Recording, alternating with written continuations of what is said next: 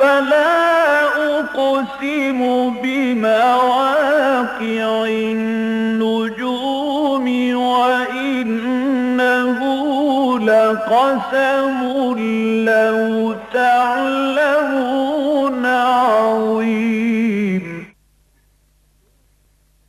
إنه لقرآن كريم في كتاب مكنون لا يمسه إلا المطهرون تنزيل من رب العالمين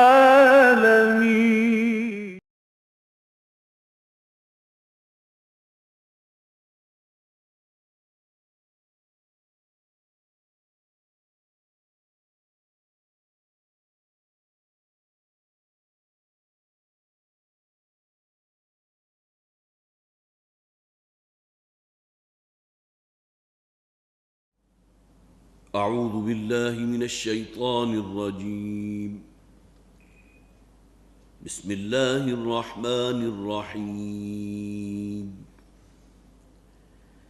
يا أيها الناس اتقوا ربكم إن زلزلة الساعة شيء عظيم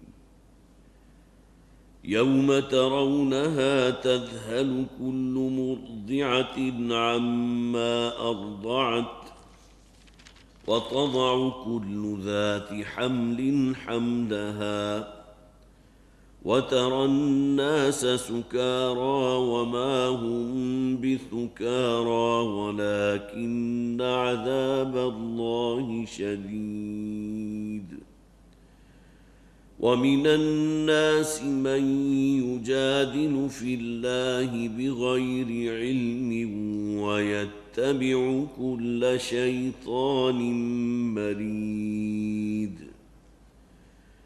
كتب عليه أنه من تولاه فأنه يضله ويهديه إلى عذاب السعير. يا أيها الناس إن كنتم في ريب من البعث فإنا خلقناكم من تراب ثم من نطفة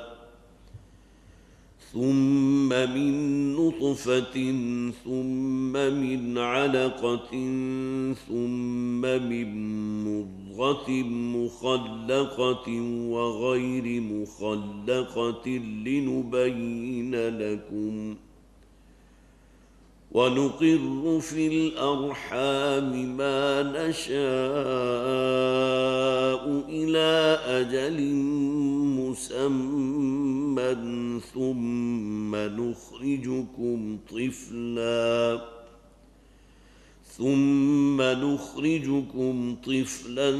ثم لتبلغوا أشدكم ومنكم من يتوفى ومنكم من يرد إلى أرذل العمر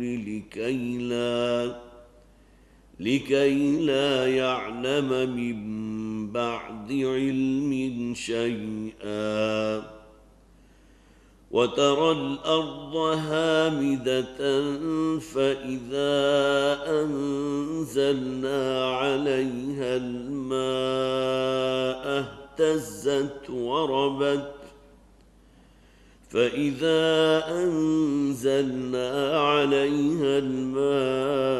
اهتزت وربت وأنبتت من كل زوج بهيج. صدق الله العظيم. رب اشرح لي صدري ويسر لي أمري واحلل عقدة من لساني يفقهوا قولي. اللهم ألهمنا رشدنا واعصمنا من شرور أنفسنا آمین یا رب العالمین۔ آج ہمیں اللہ کا نام لے کر سورہ حج کا آغاز کرنا ہے۔ اکثر و بیشتر مصاحف کے اس سورہ مبارکہ سے پہلے جو اس کا ایک تعارف ہوتا ہے بہت ہی اختصار کے ساتھ، اس میں آیات کتنی ہیں، اس میں رکوع کتنے ہیں، پھر یہ سورت مکی ہے یا مدنی، تو اکثر مصاحف میں اس کے بارے میں لکھا ہے یہ مدنی سورت ہے، لیکن یہ کہ اس کے بارے میں دو رائے موجود ہیں، علامہ قرطبی بھی اور علامہ آلوسی رحمۃ اللہ علیہ، ان دونوں ہی کا یہ خیال ہے کہ یہ سورہ مبارکہ مکی اور مدنی دونوں آیات پر مشتمل ہے۔ اس سورت کی آیت نمبر 1 سے لے کر آیت نمبر 24 تک یہ انداز تو بالکل وہی ہے جو قرآن حکیم میں تمام مکی صورتوں کا ہے، توحید کا مضمون، آخرت کا مضمون، پھر یہ کہ اس کے لیے علمی دلائل، عقلی دلائل، اور سب سے بڑھ کر یہ کہ تمہیں آخرت پر یقین اس لیے نہیں کہ تم یہ سمجھتے ہو کہ شاید اللہ تعالیٰ تمہیں دوبارہ زندہ کرنے پر قادر نہیں ہے۔ اس دنیا میں جو تم آئے ہو تو ذرا اپنی تخلیق پر غور کرو، تم کیا تھے اور اللہ نے تمہیں کہاں سے کہاں تک پہنچا دیا۔ اب یہ انداز وہ ہے جو تمام مکی صورتوں میں ہے، لہٰذا آیت نمبر 1 سے آیت نمبر 24 تک یہ تسلسل کے ساتھ جو آپ آیات پڑھیں گے وہ تمام مکی اسلوب لیے ہوئے ہیں، اور اس کے بعد پھر مدنی آیت نمبر 25 سے شروع ہو جاتا ہے، ان الذین کفروا ویصدون عن سبیل اللہ والمسجد الحرام، اس لیے کہ نبی اکرم صلی اللہ علیہ وسلم ہجرت فرما کر جو مدینہ تشریف لا چکے ہیں، تو اب مسلمانوں کو ترغیب دی جا رہی ہے کہ وہ بیت اللہ کے جو توحید کا گڑھ تھا، لیکن یہ کہ اس کے بعد وہ وقت بھی آیا کہ اس میں 360 بت موجود ہیں، انہیں ان لوگوں کے تسلط سے آزاد کرانا تمہارے ذمے ہے۔ لہذا اسی صورت میں وہ آیت بھی آپ کو بڑی نمایاں طور پر نظر آئے گی، اذن للذین یقاتلون بانہم ظلموا وان اللہ علی نصرہم لقدیر، آج اللہ تعالیٰ نے اجازت دے دی ہے ان لوگوں کو کہ جن پر ظلم ہوا تھا، آج ان کے ہاتھ کھول دیے گئے، وہ کہ اب تم اینٹ کا جواب پتھر سے دے سکتے ہو۔ یہ وہ حقیقت ہے کہ جو آپ حضرات جو حضرات بھی محافل میں موجود رہتے ہیں ان کے علم میں ہے کہ مکی دور میں نبی اکرم صلی اللہ علیہ وسلم کی طرف سے آرڈر آف دا ڈے یہ تھا کہ کوئی شخص اپنی جان کی محافظت میں بھی، اپنی مدافعت میں بھی ہاتھ نہیں اٹھائے گا۔ کفو ایدیکم، تمہاری جان لے لی جائے، تمہیں جو ہے دہکتے ہوئے انگاروں پر لٹا دیا جائے، تمہیں ٹارچر کیا جائے، لیکن یہ تمہیں اپنے ہاتھوں کو بندھے رکھنا ہے، اپنے دفاع میں بھی تم اپنا ہاتھ نہیں اٹھا سکتے۔ لہذا اسی کے مظاہر تھے کہ صحابہ کرام کو جس طرح کی اذیتیں دی گئی ہیں، جو تکالیف دی گئی ہے، اور یہ بات بڑی منطقی ہے کہ جس شخص کو بھی اپنی موت اپنی نگاہوں کے سامنے کھڑی نظر آ رہی ہو تو وہ جسے معلوم ہو، یقین ہو کہ مجھے تو مرنا ہی مرنا ہے، لہذا وہ اپنی مدافعت لازماً کرے گا، اپنے آپ کو بچانے کے لیے نہیں، بلکہ وہ لوگ جو اس کی جان لینے کے لیے اس کے در پہ ہیں ان میں سے کئیوں کو مار کر وہ مرے گا، اس لیے کہ اسے تو معلوم ہے کہ میری جان تو لے ہی لی جائے گی، مجھے تو لازماً قتل کر دیا جائے گا، لیکن یہ کہ نبی اکرم صلی اللہ علیہ وسلم کا حکم جو تھا وہ موجود تھا کہ کفو ایدیکم، تمہیں اپنے ہاتھوں کو بندھے رکھنا ہے۔ تو یہ سورہ مبارکہ جو ہے، جو بات میں عرض کر رہا تھا کہ اس سورت کے شروع میں لکھا تو یہ مدینہ میں نازل ہوئی، لیکن یہ کہ اس میں اس کا ابتدائی حصہ 24 آیات وہ ہیں کہ جو بالکل اپنے اسلوب کے اعتبار سے مکی صورت محسوس ہوتی ہے۔ پھر اس وقت جس مقام پر ہم ہیں، جس کا اکثر و بیشتر جو طویل صورتیں جو ہیں اس میں کئی ماہ ہمارے صرف ہو جاتے ہیں، تو پھر ضرورت محسوس ہوتی ہے کہ پھر اعادہ کر لیں کہ ہم اس وقت کس مقام پر ہیں۔ یہ 17واں پارہ ہے اور اس سورہ مبارکہ سورہ حج اس کا نمبر جو ہے 22 نمبر ہے۔ اس سے پہلے ہم 21 صورتیں پڑھ چکے، مکی اور مدنی صورتوں کی بھی ایک تقسیم میں نے آپ کے سامنے رکھی تھی، مولانا اصلاحی رحمۃ اللہ علیہ، مولانا فراحی رحمۃ اللہ علیہ۔ ایک 7 احزاب تو وہ ہے جس سے آپ بھی واقف ہیں، میں بھی واقف ہوں، قرآن حکیم کو 7 برابر حصوں میں تقسیم کر دیا گیا تاکہ کوئی شخص بھی ایک ہفتے میں اگر قرآن مکمل کرنا چاہے تو وہ ہر ہفتے ایک منزل پڑھ لے اور ایک ہفتے میں قرآن مکمل ہو جائے۔ لیکن یہ کہ یہی 7 گروپ ہیں جو قرآن میں مکی اور مدنی صورتوں کا مجموعہ۔ سورہ فاتحہ ایک صورت ہے مکی اور اس کے بعد 4 مدنی صورت، سورہ بقرہ، سورہ آل عمران، سورہ نساء، سورہ مائدہ، پہلا گروپ مکمل ہو گیا۔ پھر دوسرا گروپ ہے جس میں سورہ انعام اور سورہ اعراف یہ 2 مکی صورتیں ہیں، اور سورہ انفال اور سورہ توبہ یہ 2 مدنی صورتیں، گویا کہ 2 مکی اور 2 مدنی صورتیں مل کر ایک گروپ مکمل ہو گیا، یہ دوسرا گروپ۔ اور تیسرا گروپ وہ ہے کہ جو اب اس وقت ہمارے زیر درس ہے، سورہ یونس سے لے کر سورہ مومنون تک. وہ ہے کہ سورہ یونس سے لے کر سورہ حج تک 12 صورتیں ہم پڑھ چکے ہیں، اور اس کے بعد سورہ مومنون اس کے فوراً بعد آئے گی. پھر ہے سورہ نور جو ایک مدنی صورت ہے. یہ 14 مکی صورتیں ہیں سورہ یونس سے لے کر سورہ مومنون تک. سورہ حج جو ہے اس میں گویا کہ 13ویں نمبر پر ہے، اور ایک صورت ہے سورہ نور جو مدنی صورت ہے. گویا کہ یہاں بھی مکی اور مدنی صورتوں نے مل کر ایک گروپ کو مکمل کر دیا. یہ تیسرا گروپ ہے جس کو اس وقت ہمارے زیر مطالعہ ہے. فرمایا یا ایھا الناس اتقوا ربکم ان زلزلۃ الساعۃ شیء عظیم.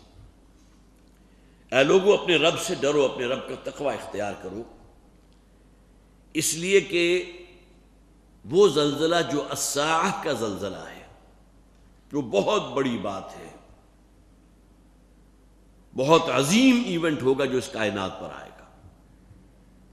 اس اسلوب کو قرآن میں بہت سے مقامات پر اس بات کو واضح کیا گیا مختلف اسالیب کے اندر. عما یتساءلون عن النبأ العظیم، وہی عظیم کا لفظ.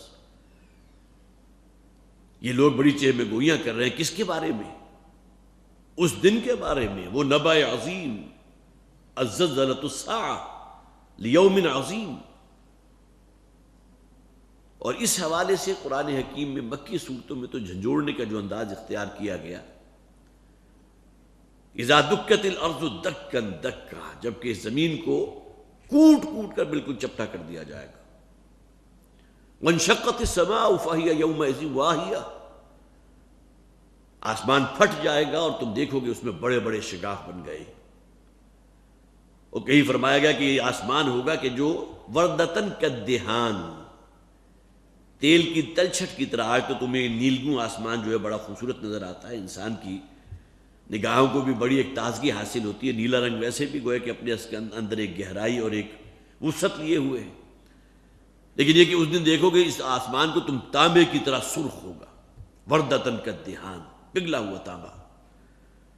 وَإِذَا السَّمَاءُ كُشِطَتْ، جس دن کی اس آسمان کی اس کھال کو کھینچ لیا جائے گا. اب پیچھے سے کیا شے برآمد ہوگی اس کا ذکر نہیں کیا گیا. یہ تمام اسالیب جو ہے قرآن حکیم میں استعمال کیے گئے اس نفخہ اولا کے حوالے سے.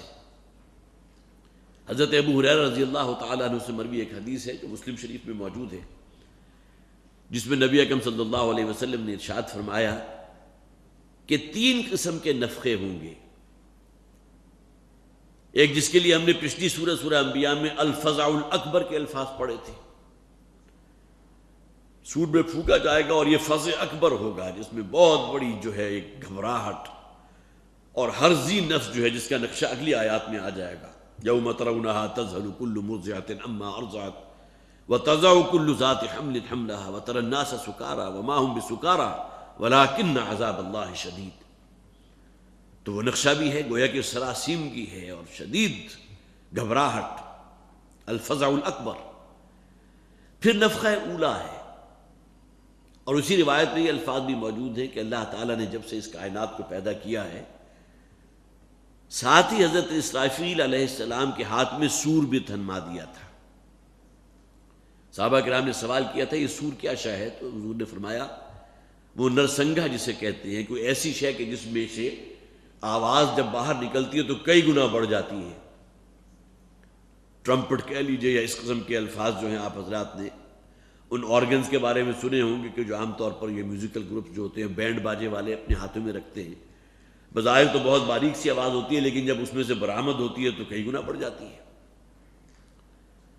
تو اس حدیث میں حضور نے فرمایا کہ حضرت اسرافیل علیہ السلام کو اللہ تعالیٰ نے حکم دیا کہ سور کو اپنے ہاتھ میں پکڑ لو اور اپنے منہ سے لگا لو.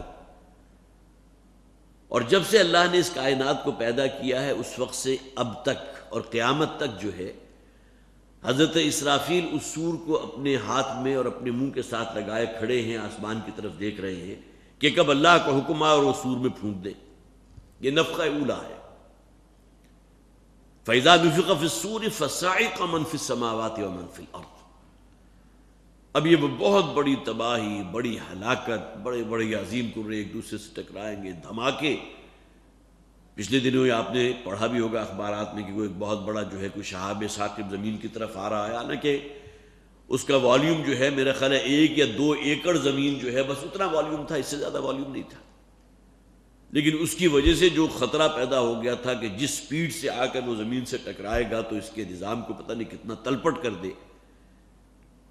کجا یہ کہ جب یہ سورج اور چاند اور بڑے بڑے اجرام فلکی ایک دوسرے سے ٹکرائیں گے، یوم نطوی السماء کطی السجل للکتب، سورہ انبیاء کے آخر میں ہم نے وہ پڑھ بھی لیا تھا کہ جس دن آسمان کو ہم لپیٹ لیں گے اپنے داہنے ہاتھ میں، جیسا کہ کتابوں کے طومار کو لپیٹا جاتا ہے، تو نفخہ اولا اور پھر نفخہ ثانیہ ہے۔ نفخہ اولا کے نتیجے میں تمام لوگ ہلاک کر دیے جائیں گے۔ ثم نفخ فیہ اخری، یہ نفخہ اخری ہے، نفخہ ثانیہ ہے، پھر دوبارہ اس سور میں پھونکا جائے گا اور تمام انسان زندہ کر کے فَإِذَا هُمْ إِلَىٰ رَبِّهِمْ يَنْسِلُونَ، اور اپنے رب کی طرف جو ہے وہ دوڑتے ہوئے ہوں گے، عدالت خداوندی کے کٹہرے کی طرف۔ تو یا ایھا الناس اتقوا ربکم، اے بنی نوع انسان اپنے رب کا تقوی اختیار کرو۔ قرآن کا اصل میسج یہ ہے، اکثر و بیشتر الفاظ تو یا ایھا الذین آمنوا سے شروع ہوتے ہیں، اتقوا اللہ، یا ایھا الذین آمنوا اتقوا اللہ ولتنظر نفس ما قدمت لغد، یا ایھا الذین آمنوا اتقوا اللہ حق تقاتہ، یا ایھا الذین آمنوا اتقوا اللہ، بے شمار الفاظ آپ کو مل جائیں گے۔ معلوم ہوتا ہے کہ اہل ایمان ہیں کہ جن میں تقوی کا بڑا فقدان ہے، جنہیں بار بار توجہ دلائی جا رہی ہے، بار بار کہا جا رہا ہے اے ایمان والو، اے ایمان کے دعوے دارو، اے مسلمانوں، اے وہ لوگ جو اپنے آپ کو مسلمان سمجھتے ہو، اللہ کا تقوی اختیار کرو۔ یہاں قرآن کا آفاقی پیغام ہے، اور مکی صورتوں کو اکثر و بیشتر یا ایھا الناس، اے لوگوں، جبکہ مدنی صورتوں میں یا ایھا الذین آمنوا کے الفاظ ملتے ہیں۔ آپ اس سورہ مبارکہ کے مدنی، اس کے آخری حصے کا مدنی ہونے کی ایک دلیل یہ بھی ہے کہ جو سیکنڈ لاسٹ آیت ہے سورہ مبارکہ کی، یا ایھا الذین آمنوا ارکعوا واسجدوا واعبدوا ربکم وافعلوا الخیر لعلکم تفلحون، اور پھر جہاد فی سبیل اللہ کی اصطلاح آپ کو صرف مکی صورتوں میں ملے گی، مدنی صورتوں میں جہاد فی سبیل اللہ کے الفاظ کہیں نہیں۔ حالانکہ قرآن حکیم کا کتنا بڑا والیوم ہے کہ جو مکی صورتوں پر مشتمل ہے، نہ ان صورتوں میں یا ایھا الذین آمنوا کا لفظ آپ کو ملے گا، نہ جہاد فی سبیل اللہ کا لفظ ملے گا۔ لہٰذا اس سورہ مبارکہ کے بارے میں ہمارے صف میں جو یہ رائے موجود رہی ہے بالکل صحیح ہے کہ یہ مکی اور مدنی دونوں آیات کا مجموعہ ہے۔ ابتدائی 24 آیات جو ہے خالصتاً مکی انداز دی ہوئی مکی آیات ہیں، اور بعض آیات وہ بھی ہیں جس کے بارے میں بعض حضرات کا کہنا یہ ہے کہ یہ اثناء سفر ہجرت میں نازل ہوئی، جبکہ نبی اکرم صلی اللہ علیہ وسلم گویا کہ اس دوران میں جو آیات نازل ہوئی وہ نہ مکی ہے نہ مدنی ہے، اس لیے کہ مدینہ حضور ابھی پہنچے نہیں۔ مدنی آیات تو وہ ہیں جو جب حضور مدینہ میں قیام پذیر تھے اس دوران میں نازل ہوئی، اور مکی آیات وہ جو حضور کے قیام مکہ میں نازل ہوئی تھی، لیکن اس دوران سفر جو آیات نازل ہوئی ہیں ان میں سے وہ آیت ہے اذن للذین یقاتلون بانہم ظلموا، گویا کہ مسلمانوں کو یہ خوشخبری دی جا رہی ہے کہ اب تک جو تمہیں ایک حکم تھا محمد رسول اللہ صلی اللہ علیہ وسلم کا کہ اپنے ہاتھوں کو تمہیں بندھے رکھنا ہے، اپنی مدافعت میں بھی ہاتھ نہیں اٹھانا، تو آج تمہیں اجازت دی جا رہی ہے۔ گویا کہ اب جیسے ہی مدینہ تم پہنچو گے تو تمہارے ہاتھ کھول دیے جائیں گے، اب تم اینٹ کا جواب پتھر سے دو۔ لہذا نتیجہ کیا نکلا کہ غزوہ بدر سے پہلے 8 فوجی مہمات ہیں جو حضور نے بھیجی، ان کا ذکر اکثر و بیشتر بہت سے حضرات کو معلوم ہی نہیں۔ الرحیق المختوم، جس کی تعریف والد محترم رحمۃ اللہ علیہ بھی بہت کیا کرتے تھے، بہت ہی خوبصورت کتاب ہے سیرت کے موضوع کے اوپر، الرحیق المختوم، اس میں پورے 8 غزوات اور سرایا کا ذکر موجود ہے جو حضور صلی اللہ علیہ وسلم نے غزوہ بدر سے پہلے بھیجے، اس لیے کہ اب یہ ہوا کہ اب اللہ کے دین کو قائم کرنے کے لیے جو بھی فیزز آنی ہیں وہ کام اس طرح تو نہیں ہو سکتا کہ آپ دبک کر اپنے گھروں میں بیٹھ جائیں، ٹھنڈی راہیں مجھ کو پکاریں اور جو ہے وہ یہ چھاؤں گھنیری جو ہے میرے قدموں کے گرد جو ہے زنجیر بن جائے، اس طرح نہیں، بلکہ آگے بڑھ کر اس دین کو قائم کرنے کے لیے جو عملی جد و جہد ہے وہ ظاہر ہے کہ اس کے لیے یہ غزوات ہیں، فوجی مہمات ہیں۔ اذن للذین یقاتلون بانہم ظلموا، تو یا ایھا الناس اتقوا ربکم، اے بنی نوع انسان اپنے رب کا تقوی اختیار کرو۔ جیسے کہ میں نے عرض کیا تھا قرآن حکیم کا اصل میسج یہ ہے، تقوی ہوگا تو ایمان ہے، تقوی ہے تو فرما برداری ہے، تقوی ہے تو اطاعت ہے، تقوی ہے تو خدا خوفی ہے، آخرت کا خوف ہے، مرنے کا خوف ہے۔ لیکن تقوی نامی شے ہی انسان میں موجود نہ ہو، اور خصوصاً مسلمانوں کے اندر. یہی دلیل ہے جو میں نے آپ کے سامنے رکھا نا کہ قرآن حکیم میں اکثر و بیشتر آیات جس میں تقوی کا حکم دیا گیا اس کے مخاطب آپ اور میں ہیں.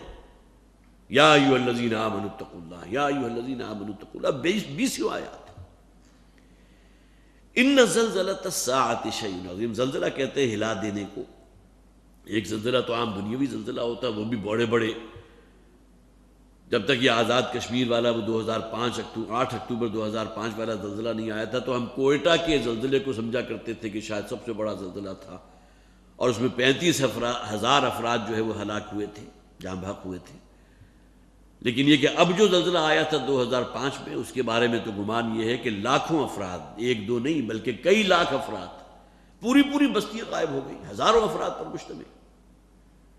اور پچھلے دنوں کہیں ذکر ہو رہا تھا کہ پھر یہ بات بھی سامنے آئی کہ کئی منزلہ عمارت تھی، زمین بوس ہو گئی، اور جہاں آپ کھڑے معلوم ہوا کہ 5ویں منزل کی چھت ہے کہ جہاں آپ کھڑے ہوئے، باقی عمارت کہاں گئی. جس طرح کوئی بڑا کوئی پاورفل قسم کا میگنیٹ اللہ تعالیٰ نے اندر جو ہے وہ لگا دیا تھا، جس نے ان کو جو ہے ان عمارتوں کو اپنے اندر جذب کر لیا، کھینچ لیا. حالانکہ نیچے زمین سالڈ ہے، ملبہ ہو جائے 5 منزلہ عمارت کا تو ایک بہت بڑا ڈھیر وجود میں آ جائے گا، عمارت بالکل غائب.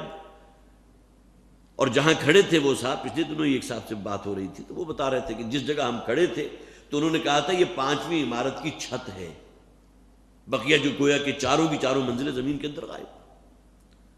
اور اس میں رہنے والے کتنے ہوں گے، بوڑھے ہوں گے، جوان ہوں گے، عورتیں ہوں گے، بچے ہوں گے، گویا کہ اس کی تعداد تو آپ اندازہ لگا ہی نہیں سکتے. بلکہ اسی موقع پر یہ بات بھی بتائی گئی کہ ایک صاحب کی جو ملاقات ہوئی تھی، وہ اسکول ٹیچر تھے، وہ کہتے ہیں میں اس کو کلاس لیا تھا، غالباً 8:15 بجے کا وقت تھا، آپ حضرات کو یاد ہوگا 8 اکتوبر اور 8:30 بجے کا وقت تھا. تو کلاس لے رہے تھے، بچیوں کا اسکول تھا، تو اچانک زلزلہ آیا، کچھ بچیاں باہر نکل گئیں. اتفاق سے وہ عمارت ایسی تھی کہ جو پوری طرح منہدم نہیں ہوئی، بہت سی بچیاں زندہ تھیں، بچ گئیں، کچھ ملبے ترے دب بھی گئی. تو انہوں نے کہا صبح سے شام تک اب منتظر رہے کہ ان بچیوں کو لینے کے لیے کون آئے گا. اب اندازہ کیجئے اس تباہی کا کہ ان بچیوں کو لینے کے لیے کوئی شخص نہیں آیا، اس لیے کہ کوئی جو گھر میں تھے، جو جہاں بھی تھا، سب کے سب ہلاک ہو گئے. اس سے بڑھ کر جو ہے جسے آپ کہیے کہ المیہ کیا ہوگا کہ وہ بچیاں وہاں موجود ہیں جو زندہ بچ گئیں، لیکن ان کے والدین، ان کے بھائی بند جو بھی تھے، وہ تمام کے تمام کہیں پوری کی پوری بستی اگر جسے آپ کہیے نسیم منسیہ ہو گئی تو وہ لوگ کہاں بچے ہوں گے. یہ سکول ذرا فاصلے کے اوپر تھا، تو ان کے لیے سب سے بڑا مسئلہ یہ تھا کہ بچیاں موجود ہیں، ان کے گھر والے موجود نہیں، ان کی کوئی خبر گیری کے لیے. ورنہ تو عام طور پر کہیں بم دھماکہ ہوتا ہے تو والدین کی بے قراری آپ دیکھا کریں کہ کس طرح سر بکٹٹ دوڑتے ہیں کہ کہیں ہمارے بچے کو کچھ نہ ہو گیا ہو، وہ کہیں ادھر ادھر نہ ہو جائے، اغوا نہ کر لیا جائے. اس لیے کہ جب بھگدڑ مچتی ہے تو پھر تو جسے آپ کہیے کہ معاملہ اپنے ہاتھ سے نکل جاتا ہے. ایک تو یہ زلزلہ ہے جو اس زمین کے ہم جس کے عینی شاہد ہیں، اسے کہا گیا الزلزلۃ الساعہ. وہ زلزلہ، اس کی کیا کیفیت ہوگی جبکہ یہ زمین پھٹ جائے گی، کرے ایک دوسرے سے ٹکرائیں گے. شیء عظیم، وہ بہت بڑا ایونٹ ہوگا، بہت بڑا حادثہ ہوگا جس کا تصور نہیں کر سکتے. یوم ترونہا تذہل کل مرضعۃ عما ارضعت. اب ایک جھلک دکھا دی گئی اس دن کی کہ جس دن، یہ دیکھیے یہ اصل میں وہی جس سے فزع الاکبر میں نے کہا تھا، ابھی وہ سور میں پھونکا جانا اور کروں کا آپس میں ٹکرا جانا اور اس کائنات کے نظام کا تلپٹ ہو جانا، یہ تو بات کی بات ہے. اس سے پہلے جو سراسیمگی ہوگی، جو شدید گھبراہٹ کا معاملہ ہوگا، اس کا نقشہ کھینچا گیا. یوم ترونہا تذہل کل مرضعۃ عما ارضعت. اس دن تم دیکھو گے کہ بھول جائے گی ہر دودھ پلانے والی اپنے بچے کو. یہ تعلق ماں اور بچے کے درمیان جو ہے ایک یہ رابطہ جو ہے کہ بچے کو بھی معلوم ہے کہ میری خوراک جو ہے اللہ تعالیٰ نے کہاں رکھی ہے، اور ماں کا بھی پوری محبت، شفقت، ممتا اور پیار جو ہے وہ گویا کہ دودھ کی شکل میں بچے کے جسم میں منتقل ہو رہا ہے. یہی وجہ کہ وہ بچے کے جو جسے آپ کہیے کہ مدر ملک کے اوپر وہ فیڈ نہیں ہو پاتے کسی وجہ سے بھی، تو عموماً اکثر و بیشتر دیکھا گیا کہ ان کی اور والدہ کے درمیان وہ ایک جسے آپ کہیے کہ لو بانڈ وہ وجود میں ہی نہیں آتا. گویا کہ جو دودھ کے ذریعے جو ہے بچے کے جسم میں منتقل ہو رہا ہے، اس میں ماں کی پیار بھی ہے، مامتا محبت بھی ہے، اس کی شفقت بھی ہے، جذبات بھی ہیں، اور دودھ پلاتے ہوئے کئی ماں جو ہے کچھ جو ہے احادیث پڑھ رہی ہو، قرآن کی تلاوت پڑھ رہی ہو، تو یہ تمام انسین چینلز ہیں نا۔ لیکن جب وہ ڈبے کا دودھ آ گیا اور یہ تمام چیزیں جو ہے سمجھا گیا کہ یہ جو ہے کاسمیٹیکلی یہ ٹھیک نہیں ہے، فلاں ہو جاتا ہے، فلاں یہ ہو جاتا ہے، تو اس کے نتیجے پھر بھگت رہے لوگ۔ تو یہ ایک بہت سٹرونگ تعلق ہے، خاص طور پر وہ لمحات جب کہ وہ اپنی گود میں لیے ہوئے اسے دودھ پلا رہی ہوتی ہے۔ یوم ترونھا تذہل کل مرضعۃ عما ارضعت، جس دن بھول جائے گی ہر دودھ پلانے والی اپنے بچے کو۔ ایک تفسیر میں لکھا بھی ہوا تھا مرضعین کا لفظ آیا کرتا ہے دودھ پلانے والی کوئی بھی، خواہ وہ اس وقت دودھ نہ بھی پلا رہی ہو، لیکن مرضعاتن کا الفاظ جو ہے وہ خاص طور پر آتے ہیں وہ عمل کے جس میں گویا کہ بچہ اس کی چھاتی سے لپٹا ہوا ہے اور وہ دودھ اس میں منتقل ہو رہا ہے۔ وَتَضَعُ كُلُّ ذَاتِ حَمْلٍ حَمْلَهَا، اور گرا دے گی ہر حمل والی اپنے حمل کو۔ یہ تو عام طور پر ہوتا بھی ہے، کوئی پریشان کن خبر اچانک کسی تک پہنچی تو معلوم ہوا ابارشن ہو گیا، یا کہ فوری طور پر جو ہے پینز اٹھی اور ہاسپٹل لے جایا گیا، بچہ ضائع ہو گیا، یہ تمام چیزیں جو ہے مشاہدے کی ہیں۔ تو وہ جو سراسیمگی ہوگی، جو وہ پریشانی ہوگی، جو فضا اکبر اور گھبراہٹ ہوگی، اس کے نتیجے میں یہ دو باتیں ذکر کیا گیا، وَتَضَعُ كُلُّ ذَاتِ حَمْلٍ حَمْلَهَا، خواہ وہ انسانوں میں سے عورت ہو حاملہ، یا یہ کہ حیوانات میں سے کوئی بھی مادہ ہو، وہ اپنے حمل کو گرا دے گی۔ وَتَرَى النَّاسَ سُكَارَىٰ وَمَا هُمْ بِسُكَارَىٰ، اور تم لوگوں کو دیکھو گے مدہوشی کے عالم میں۔ ظاہر ہے شدید گھبراہٹ اور پریشانی میں انسان جو ہے، تھوڑی سی کوئی پریشانی ہو جائے تو بڑی انگزائٹی اسے ہو جاتی ہے، معلوم ہوتا ہے کہ اسے سمجھ نہیں آ رہا میں کیا کروں، جسے دیکھنے والے دیکھتے ہیں مخبوط الحواس ہو گیا، حواس شاید اس کے مختل ہو چکے ہیں۔ تو وَتَرَى النَّاسَ سُكَارَىٰ، اور تم دیکھو کہ لوگوں کو گویا کہ وہ کہیں مدہوش ہیں، کسی کو کسی دوسرے کی خبر نہیں، اپنے اندر مست ہیں۔ وَمَا هُمْ بِسُكَارَىٰ، اور یہ کسی قسم کی کوئی مدہوشی یا نشہ نہیں ہوگا۔ وَلَٰكِنَّ عَذَابَ اللَّهِ شَدِيدٌ، بلکہ اس دن تو اللہ کا عذاب ہی انتہائی شدید ہوگا۔ اس کیفیت کو پھر میں عرض کر رہا ہوں، اپنے اوپر ہم کچھ طاری کر کے محسوس کر سکتے ہیں کہ وہ جب سور میں پھونکا جائے گا اور وہ تمام جو کیفیات ہوں گی تو اس کی کیا کیفیت جو ہے انسان تک پہنچے گی اور اس کی کیا حالت ہوگی۔ وَمِنَ النَّاسِ مَن يُجَادِلُ فِي اللَّهِ بِغَيْرِ عِلْمٍ، اور لوگوں میں سے وہ بھی ہیں کہ جو اللہ کے معاملے میں جھگڑتے ہیں۔ دیکھیے جھگڑا کرنا اللہ کی ذات، اللہ کی صفات کے حوالے سے یہ معاملہ ہمیشہ سے رہا۔ اللہ تعالیٰ نے جب بھی اپنے کسی نبی یا رسول کو بھیجا کسی قوم کی طرف، کیا کہا گیا؟ شاعر ہے، کاذب ہے، کاہن ہے، دیوانہ ہو گیا ہے۔ حضرت صالح علیہ السلام نے ذکر قرآن میں کہا کیا گیا نا کہ قوم کے لوگوں نے تو یہ کہا تھا قد کنت فینا مرجوا، کہ تم تو ہماری نگاہ میں بہت ہی عقل مند آدمی تھے، بڑے ذکی آدمی تھے، بڑا عقل و شعور رکھنے والے تھے، بڑے سعادت مند تھے، اور ہمیں تو تم سے بڑی امیدیں وابستہ ہو گئی تھی کہ ہمارے خاندان کا نام روشن کرو گے۔ جس طرح ہوتا ہے کسی بھی فیملی میں کوئی بچہ جو ہے ایکسٹرا بریلینٹ ہو تو لوگوں کو امیدیں ہوتی ہیں بڑا ہو کر گویا کہ اس برادری کا، اس خاندان کا نام روشن کرے گا۔ تو ہمیں تو تم سے بڑی امیدیں وابستہ تھی، ہم تو سمجھتے تھے کہ تم تو آگے بڑھو گے، تمہارے اندر بڑی، جسے آپ کہیے کہ فیکلٹیز ہیں، بڑی صلاحیتیں ہیں تمہارے اندر۔ قد کنت فینا مرجوا، ہمیں تو تم سے بڑی امیدیں تھیں۔ اب یہ تم بہکی بہکی باتیں کرنے لگ گئے، ہمارے آباء و اجداد کا دین جس کے بارے میں کہیں کوئی اختلاف نہیں ہے، یہ دیویوں دیوتا یہ تو ہمارے آباء و اجداد سے چلے آ رہے ہیں۔ اب یہ وہ شے ہے جو اللہ کے بارے میں، اس کی ذات اور اس کی صفات کے بارے میں جھگڑا کرنا۔ سب سے پہلا نزاع تو یہی پیدا ہو گیا، توحید ورسس شرک۔ حضرت نوح علیہ السلام سے پہلے یہ بعض روایات ہیں، اس سے پہلے شرک جو ہے بت پرستی والا موجود نہیں تھا۔ ان کے خاندان میں کچھ اگر کوئی اولیاء اللہ ہوتے تھے، اللہ والے ہوتے تھے، تو ان کے نام پر جو ہے وہ کچھ جو ہے کوئی تصاویر بنا لیا کرتے تھے یا کوئی جو علامت کے طور پر کوئی شے بنا لی، لیکن یہ بت بنا دینا یہ حضرت نوح علیہ السلام کے زمانے کے بعد شروع ہوا ہے۔ تو وَمِنَ النَّاسِ مَن يُجَادِلُ فِي اللَّهِ بِغَيْرِ عِلْمٍ، بغیر کسی علمی بنیاد پر۔ یہ علم ہے کیا؟ علم فطرت. انسان کے اندر اللہ تعالیٰ نے فطری طور پر توحید ودیت کی ہے. یہ الگ بات ہے کہ اس کی برادری، اس کے انوائرمنٹ جو اس کو ملا ہے، اس کی بنیاد پر کوئی شخص مشرک ہو گیا، ہندو ہو گیا، عیسائی ہو گیا، سکھ ہو گیا، ورنہ یہ کہ اللہ تعالیٰ نے جو انسان کو جو پوٹینشلز دیے ہیں اس کے اندر توحید موجود ہے. کھول آنکھ، زمین دیکھ، فلک دیکھ، فضا دیکھ، ذرا غور و فکر تو کرو اس کائنات کا. اس قدر مستحکم نظام ہے. یہ آسمان سے بارش کیوں نازل ہوتی ہے؟ اگر بارش نہ برسے تو تمہاری جو ہے فصلیں بالکل خشک ہو جائیں. فرض کیجئے کہ زمین کے اندر کچھ قوت نمو تھی، کچھ تری موجود تھی، بیج ڈالا ہے، فصل تو نکل آئی، لیکن یہ کہ اس کی افزائش کیسے ہوگی؟ وہ تو وہیں جل جائے گی، ختم ہو جائے گی. لہذا کسان جو ہے وہ گوڑی کرنے کے بعد جو ہے وہ آسمان کی طرف نگاہ لگا کر بیٹھ جاتا ہے. اے پروردگار، اگر تیری رحمت شامل حال ہوگی، باران رحمت کا نزول ہوگا تو میرا کھیت جو ہے وہ کوئی فصل اس سے برآمد ہو سکے گی، ورنہ کچھ نہیں. تو من الناس من یجادل فی اللہ بغیر علم. اسی طرح اور بھی اعتراضات ہیں. اللہ کے بارے میں یہی بات جو ہے گویا کہ جھگڑے کی اصل بنیاد بن گئی. کیوں؟ کیسے پیدا کرے گا؟ ہمارے وہ آباء و اجداد جو ہزاروں برس پہلے کئی مٹی میں رول مل گئے، ان کا تو اب کوئی عضو بھی باقی نہیں ہے. عضو تو بڑی دور کی بات ہے، ان کی کوئی ہڈی بھی سلامت نہیں ہے. وہ بھی کیمیکل ایکشنز ہو کر جو ہے وہ کہیں زمین کے اندر غائب ہو چکی، زمین میں جذب ہو چکا سب کچھ.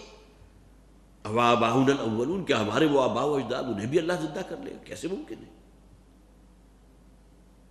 اسی طرح اور بہت سے اعتراضات ہوا کرتے تھے. اب یہ بھی اعتراض تھا، اللہ کو تو مان لیا، ہاں ٹھیک اللہ ہے، لیکن یہ کہ کیا اللہ تعالیٰ اگر علی کل شیء قدیر ہے تو کیا اللہ جھوٹ بھی بول سکتا ہے؟ معاذ اللہ. اب یہ 100 قسم کی چیزیں تھیں کہ جو ان کے ہاں گویا کہ وجہ نزاع بن گئی، اور ان تمام چیزوں کو قرآن تعبیر کرتا ہے وَمِنَ النَّاسِ مَن يُجَادِلُ فِي اللَّهِ بِغَيْرِ عِلْمٍ. وہ لوگ جو اللہ تعالیٰ کے بارے میں جھگڑا کرتے ہیں، جھگڑتے ہیں، مختلف قسم کے، جسے آپ کہیے کہ گمراہیوں کے اندر مبتلا ہو چکے ہیں، بغیر علم، بغیر کسی علمی بنیاد کے. علم فطرت میں جیسا کہ میں نے عرض کیا کہ توحید موجود ہے، لیکن سب سے بنیادی شے کیا ہے؟ وہ دین کے جس کو مقدس بنا دیا گیا اس بنیاد پر، یا اسے تقدس حاصل ہوا اس بنیاد پر، یا ہمارے آباء و اجداد سے چلا آ رہا ہے. اس کے اندر کسی قسم کی کوئی تبدیلی ہم گوارا نہیں کر سکتے. وَيَتَّبِعُ كُلَّ شَيْطَانٍ مَرِيدٍ. ظاہر جو اللہ کی ذات، اس کی صفات کے بارے میں جھگڑتے ہیں. اسی طرح آپ کو معلوم ہے کہ بہت سی مائتھولوجیز ایسی رہی ہیں کہ جس کے اندر ایک یہ تصور بھی جو موجود رہا کہ نیکی کا خدا اور ہے، بدی کا خدا اور ہے. یزداں اور اہرمن، یہ 2 خدا وجود میں آ گئے. اسی طرح عیسائیوں کا عقیدہ آپ حضرات کو معلوم ہے کہ 3 خدا ہے، باپ ہے، بیٹا ہے اور روح القدس. یہ تینوں گویا کہ شریک ہے. وہ 3 میں 1 اور 1 میں 3، یہ ٹرینٹی کی جو ہے فلسفہ نہ وہ سمجھا سکتے ہیں کسی کو. اور اس سے آگے بڑھ کر غالباً ڈاکٹر ذاکر نائک کا کہیں میں کوئی مضمون پڑھ رہا تھا، اس نے کے بعد ان کی تقاریر جو ہے وہ باقاعدہ پرنٹڈ شکل میں بھی موجود ہے، کہ انہوں نے جو کچھ تحقیق کی تو معلوم ہوا کہ ہندوؤں کے ہاں 2 کروڑ دیوتا موجود ہیں. 2 کروڑ، ان کو آپ فگر آؤٹ نہیں کر سکتے. اب اللہ کے بارے میں، اللہ کی ذات کے بارے میں اس درجے اختلاف.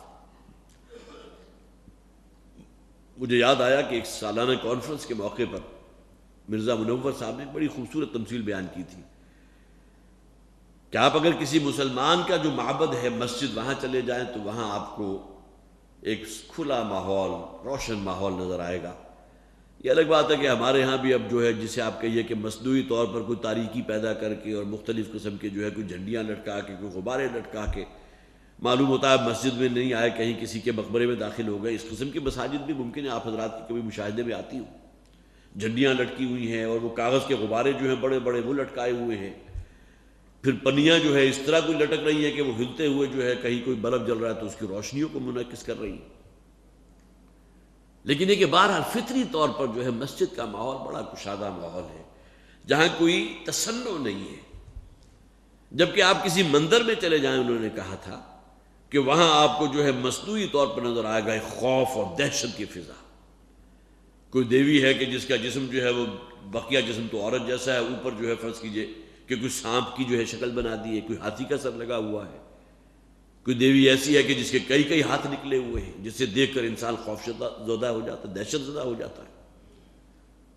تو یہی معاملہ ہے کہ دین توحید بالکل فطرت کے مطابق، اس میں کہیں کوئی تصنع نہیں ہے، آرٹیفیشل قسم کی کوئی ایسی شے نہیں پیدا کی گئی۔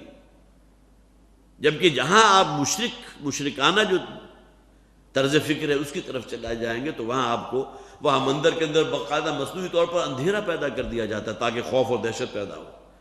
پھر مختلف قسم کی مورتیوں کو دیکھ کر آپ جو ہے خوف زدہ ہو جاتے ہیں کہ اندھیرے میں اکیلے چلے جائیں تو شاید چیخے مارتے ہوئے وہاں سے بھاگ جائیں، کیا شے ہے، ان کے دیوی و دیوتا اس شکل کے ہیں۔ تو یہ تمام اختلافات رہے ہیں ہمیشہ سے، اگرچہ قرآن یہ کہتا ہے حضرت آدم سے لے کر حضرت محمد تک صلی اللہ علیہ وسلم دین ہمیشہ سے توحید پر مشتمل رہا، شرعی احکامات کے اندر کوئی اونچ نیچ ہوتی رہی ہے، لیکن یہ کہ دین ہمیشہ سے ایک رہا ہے، دین توحید۔ وَيَتَّبِعُ كُلَّ شَيْطَانٍ مَرِيدٍ، اور یہ وہ لوگ ہیں کہ جو شیطان جو بڑا سرکش تھا، مستکبر تھا، اس کے پیچھے لگے ہیں، اس کا اتباع کرنے والے ہیں۔ کتب علیہ انہ من تولاہ، اور ان لوگوں کے بارے میں تو اللہ تعالیٰ نے یہ بات طے کر دی ہے، یہ بات لکھ دی ہے، اس بات کا فیصلہ کر دیا ہے کہ جو لوگ بھی اس کی شیطان کی پیروی کریں گے، اس سے محبت کریں گے، اس کے ساتھ جو ہے تعلقات کو بڑھائیں گے، اس کے نقش پا کے نقش قدم کی پیروی کریں گے، فَأَنَّهُ يُضِلُّهُ، تو لازماً ان کو گمراہ کر کے رہے گا، وَيَهْدِيهِ إِلَىٰ عَذَابِ السَّعِيرِ، اور پھر بالآخر اسے اس رستے پر ڈال دے گا جو اسے جہنم کے عذاب تک پہنچا دے گا۔ یہ جو ایک رہی ہے ہمیشہ سے کشمکش، یہ شیطان، ایک تو ابلیس لعین وہ تھا ہی، عزازیل جس کا اپنا نام تھا، ابلیس ابلس یبلس، بالکل مایوس ہوا، اللہ کی رحمت سے مایوس۔ ابلیس تو اس کا صفاتی نام ہے نا، ورنہ اس کا اصل نام جو تھا وہ عزازیل ہے، قرآن حکیم میں اسے بار بار ابلیس کہا گیا۔ لیکن یہ کہ اس کی اپنی ذریت صلبی وہ کتنی تعداد میں ہے اس کا کوئی تعین نہیں، اور پھر ذریت مانوی وہ انسان کے جو اس کے پیروکار بن گئے، وہ بھی تو اپنی ذات میں ایک پورا شیطانی کردار ہے نا، شیطانی کریکٹر ہے۔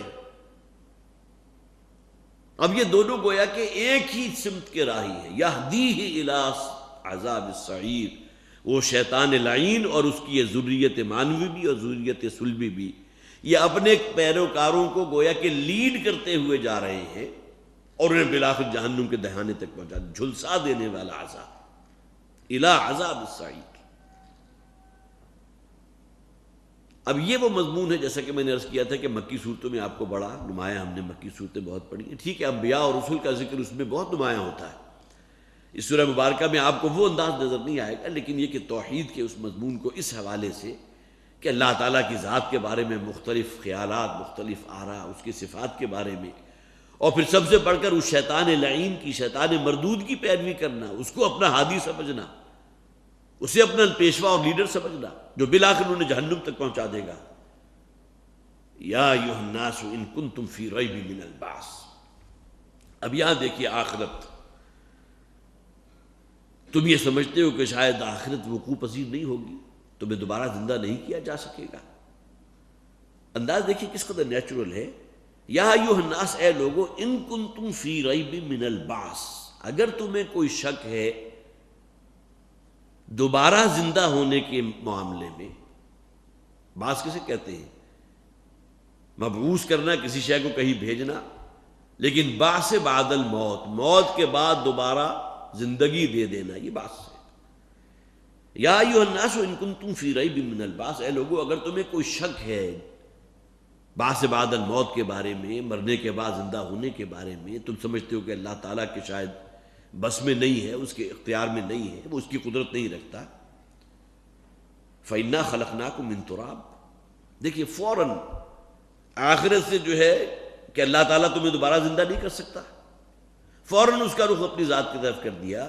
ذرا اپنی تخلیق پر غور کرو، فَإِنَّا خَلَقْنَاكُم مِّن تُرَابٍ، کہ ہم نے تمہیں پیدا کیا تھا مٹی سے، تراب کہتے ہیں خالص مٹی، خاک، اسی تراب کے اندر جب کوئی پانی شامل ہو جائے گا تو طین بن جائے گا، گارا۔ وہ گارا جو ہے کچھ عرصے بعد اگر ہو جائے گا تو وہ آ جائے گا، پھر گویا کہ اس میں سڑاند پیدا ہو جائے گا، تعفن پیدا ہو جائے گا۔ یہ تمام اصطلاحات قرآن حکیم نے استعمال کی ہیں انسان کی تخلیق کے ضمن میں، لیکن یہ معاملہ ہر انسان کی تخلیق کا نہیں ہے، حضرت آدم علیہ السلام کی۔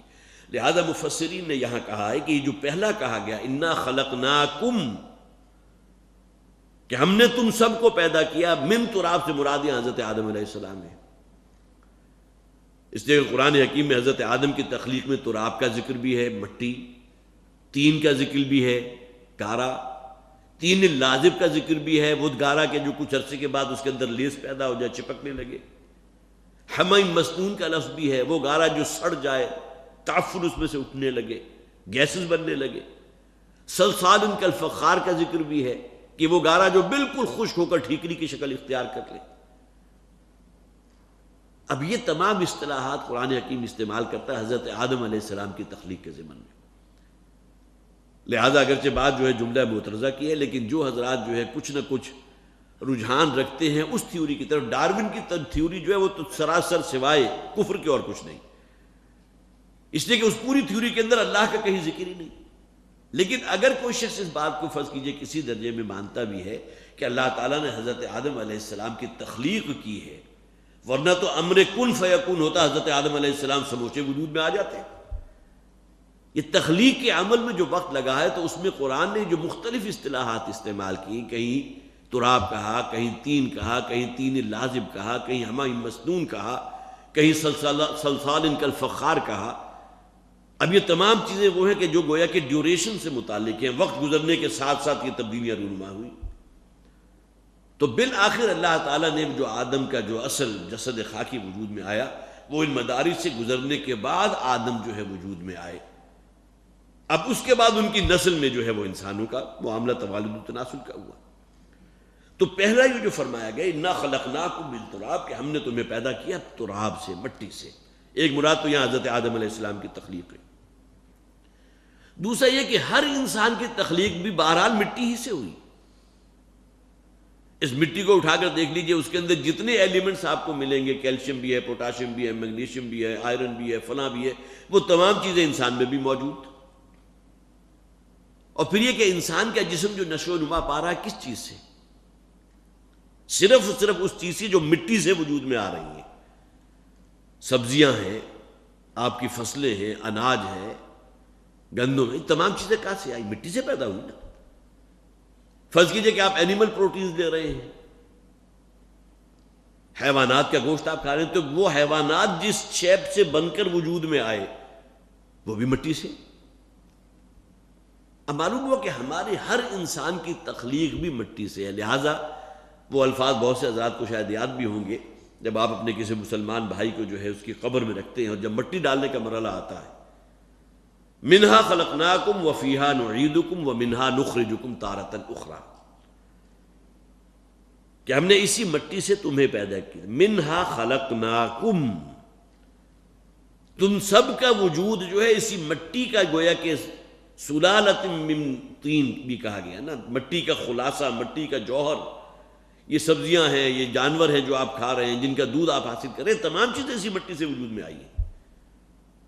تو منہا خلقناکم، اسی سے، اسی مٹی سے ہم نے تمہاری تخلیق کی ہے۔ وفیہا نعیدکم، اور بالآخر تمہیں اسی مٹی میں ہم لے جائیں گے، یہ قبر کا گڑھا ہوگا کہ جس میں تمہیں دفن کر دیا جائے گا۔ ومنہا نخرجکم تارۃ اخری، اور پھر ایک دن آئے گا وہ نفخہ ثانیہ۔ یہ لوگ جو ہے نفخہ اولا کی جو وہ گھبراہٹ ہے، وہ جو سراسیم کی ہے، اور وہ جو قیامت کی ہولناکیاں اس دن کی ہے، اس سے تو محفوظ رہیں گے، لیکن نفخہ ثانیہ تو ہوگا نا۔ وَمِنْهَا نُخْرِجُكُمْ تَارَةً أُخْرَىٰ، اور پھر ایک دن ہم اسی مٹی سے تمہیں نکال کر زندہ باہر کھڑا کر دیں گے، برآمد کر دیں گے۔ تو فَإِنَّا خَلَقْنَاكُم مِّن تُرَاب، کہ ہم نے تمہیں پیدا کیا مٹی سے، ثُمَّ مِن نُطْفَةٍ، گویا کہ پہلی جو تراب والی تخلیق ہے یہ حضرت آدم علیہ السلام کی ہے، کہ جن کی پیدائش میں نہ باپ کا حصہ ہے نہ ماں کا حصہ ہے، نہ ان کا کوئی باپ تھا نہ ماں تھی، تو اللہ تعالیٰ کی تخلیق تھی نا۔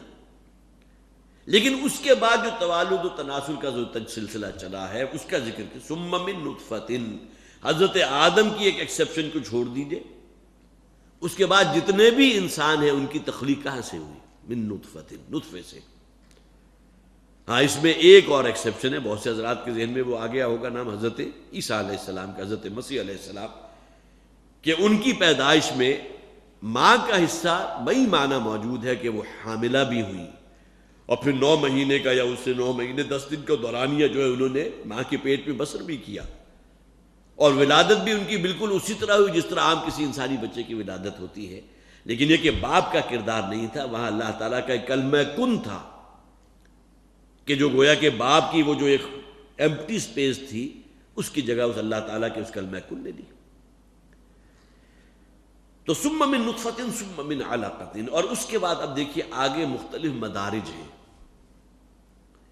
یہاں تو بہت ہی اختصار کے ساتھ ذکر کیا گیا، لیکن یہ کہ سورہ مومنون کی آیت نمبر 12، 13 اور 14 میں بڑی تفصیل سے ان مراحل کو ذکر کیا گیا ہے، اور بہت سے ایسے حضرات کے جنہوں نے ایمبریولوجی میں پی ایچ ڈی کی ہے، علم جنین میں جو ہے انہوں نے علم حاصل کیا اور بہت آگے بڑھے، وہ بھی اس بات کے قائل ہیں کہ قرآن حکیم نے آج سے 1400 برس پہلے جن سٹیجز کا ذکر کیا تھا اسی ترتیب کے ساتھ، اسی پیٹرن پہ آج ان کا مشاہدہ ہے، وہ دیکھتے ہیں۔ تو یہاں کیا فرمایا گیا؟ من نطفۃ ثم من علقۃ، اور اس کے بعد وہ جو نطفہ تھا وہ پھر ایک علقہ کی شکل میں تبدیل ہو گیا۔ علقہ جمے ہوئے خون کو بھی کہتے ہیں، اور پھر یہ کہ اس شے کو بھی کہتے ہیں جو معلق ہو جاتی ہے، گویا کہ جو جنین ہے وہ رحم مادر میں جس طرح ایک جونک کی طرح لٹکا ہوا ہے اور اس نے اس امبلائکل کارڈ کے ذریعے جو ہے معلق ہے۔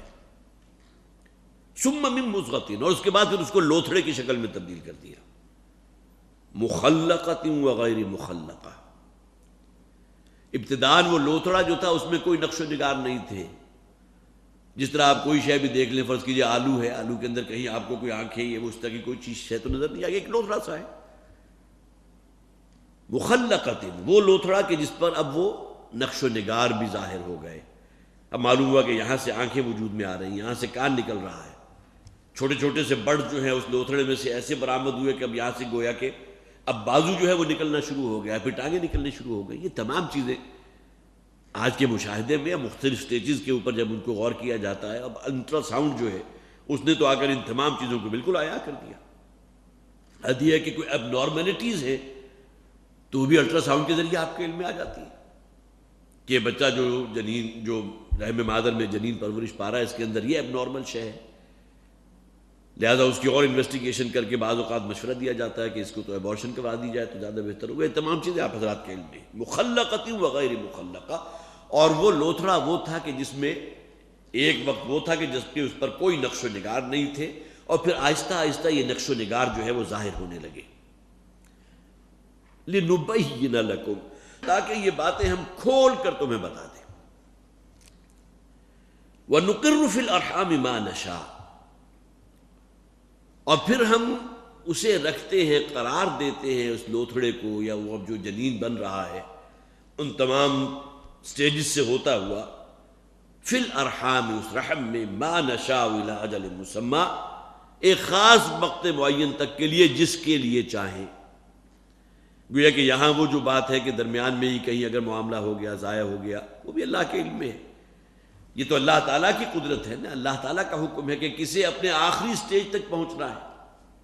الی اجل مسمی ثم نخرجکم طفلا، اور پھر ہم تمہیں برآمد کر دیتے ہیں اس رحم مادر میں سے، نکال دیتے ہیں ایک مکمل لڑکے کی، بچہ یا بچی، جسے آج کا عام طور پر بیبی کہا جاتا ہے، بیبی کی شکل میں۔ ثم لتبلغوا اشدکم، اور پھر تم اپنی پوری پختگی کو پہنچتے ہو، وہ لڑکپن کے اور پھر نوجوانی کے اور جوانی کا دور، اس کا ذکر گویا کہ اس میں آ گیا۔ اشدکم، جبکہ انسان کے قوا بڑے شدید ہیں، آرزویں بھی ہیں، تمنائیں بھی ہیں، بڑی صلاحیتیں بھی ہیں، آگے بڑھنے کا جذبہ بھی ہے۔ وَمِنْكُمْ مَنْ يُتَوَفَّى، اور تم میں سے بہت سے وہ ہوتے ہیں کہ جو اس عمر طبی کی آخری حد تک نہیں پہنچتے، پہلے ہی بلا لیے جاتے ہیں۔ طبی موت تو وہ ہے نا جو عام طور پر عام کو صاحب کو 70-80 برس کی عمر میں جا کر انسان کے قوا اتنے ہو گئے.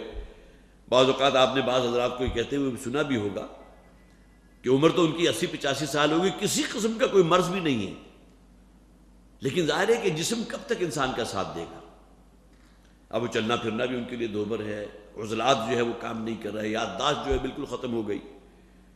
وَمَن نُعَمِّرْهُ نُنَكِّسُ فِي الْخَلْقِ, جس کی عمر ہم زیادہ کر دیتے ہیں تو اس کی جو صلاحیتیں ہیں, جو اس کی تخلیق ہے, اس کے اندر بھی بڑی کمی کر دیتے ہیں, یادداشت بھی زائل ہو جاتی ہے.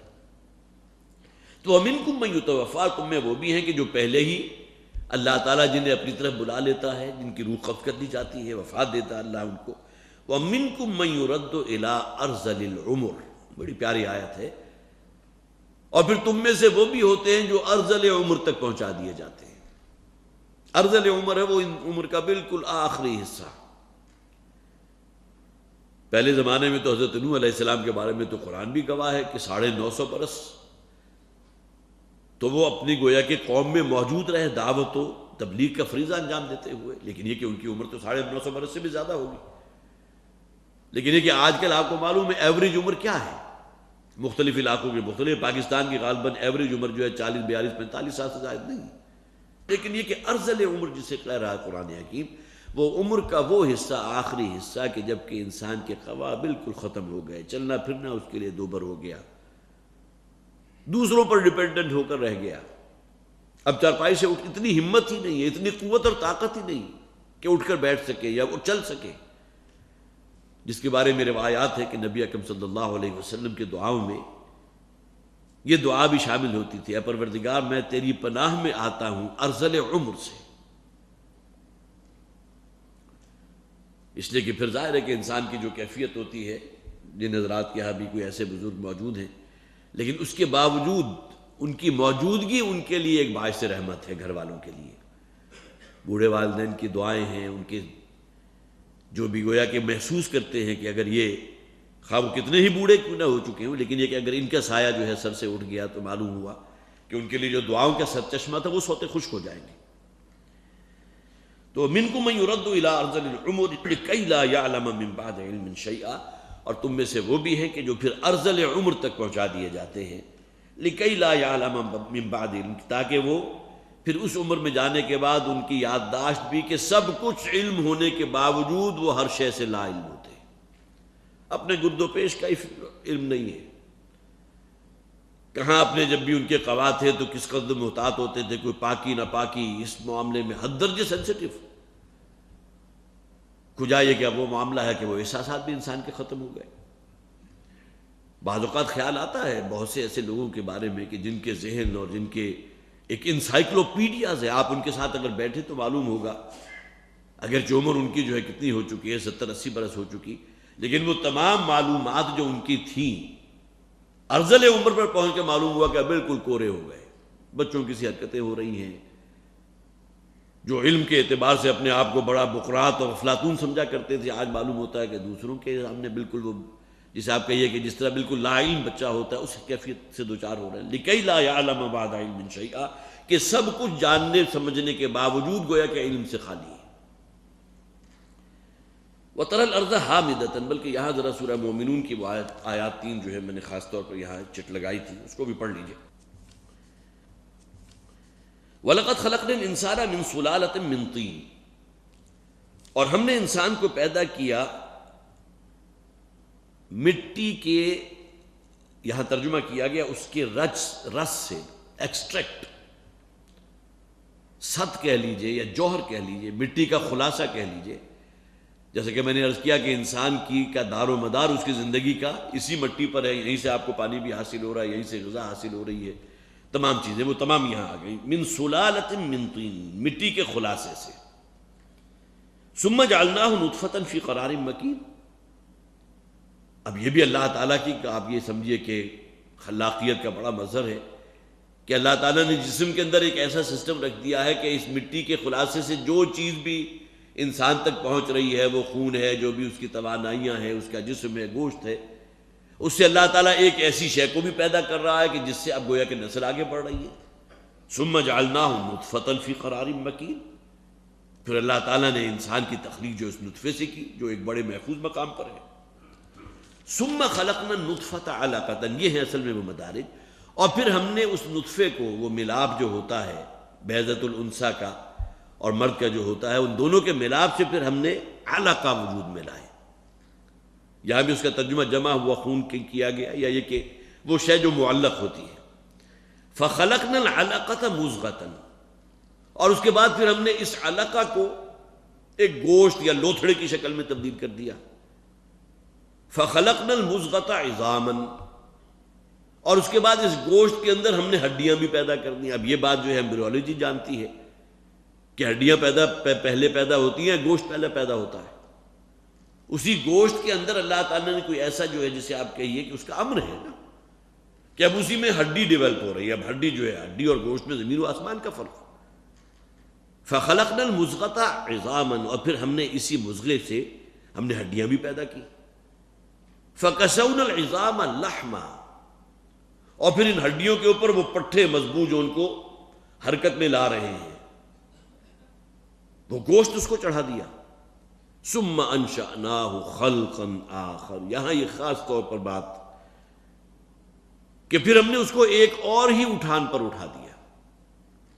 اب یہاں کیا مراد ہے؟ ایک حدیث ہے نبی اکرم صلی اللہ علیہ وسلم کی، بڑی طویل حدیث ہے، لیکن جس کا یہ حصہ آپ حضرات نے پہلے بھی سنا ہوگا کہ حضور نے فرمایا کہ اللہ تعالیٰ ہر انسان کی جو تخلیق فرماتا ہے تو 40 دن وہ اپنی ماں کے رحم میں نطفے کی شکل میں رہتا ہے. 40 دن کا عرصہ کہ ابھی روح جو ہے اس میں نہیں ڈلی تھی، اس وقت تک گویا کہ ابارشن بھی کروایا جا سکتا ہے، اس قسم کا معاملہ بھی ہو سکتا ہے. لیکن یہ کہ بہرحال وہ بات درست نہیں ہے، اس لیے کہ زندگی کا آغاز تو پہلے ہی لمحے سے ہو گیا نا.